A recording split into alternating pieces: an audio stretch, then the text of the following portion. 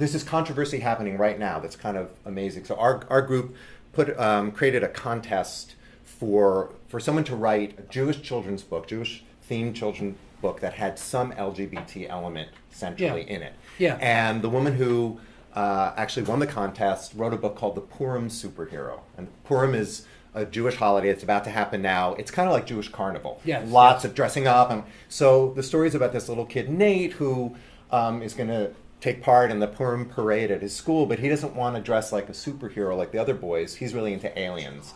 And he wants to dress like an alien, and the other kids are telling him you can't do that. And he goes home and he asks his fathers, plural, it just happens to be he's got two fathers, what to do. And it's totally subtle. It's not a book about, same-sex parents, but they essentially tell him, be yourself. It's part of life. It's just it's a natural part of life, yeah. And there's this, so the book has been out for a year, and there's this organization, a really great one called PJ Library. They give out free Jewish books. They send to anyone who signs up, and I think it's Jewish families across the country and even internationally, and schools and libraries.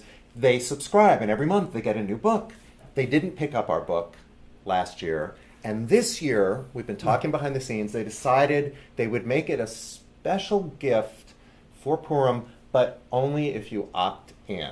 Oh, okay. So they're wimping out here. Is that? And it's been this on one hand, it's like a real positive for them. It's a positive, definite step forward. And on the other hand, it's also saying God forbid, some family, gets this book, big deal. So the parents will decide you're not going to read it to your kid. It almost seems like with the internet that we're actually amplifying the voice of a few dissenters. Yeah.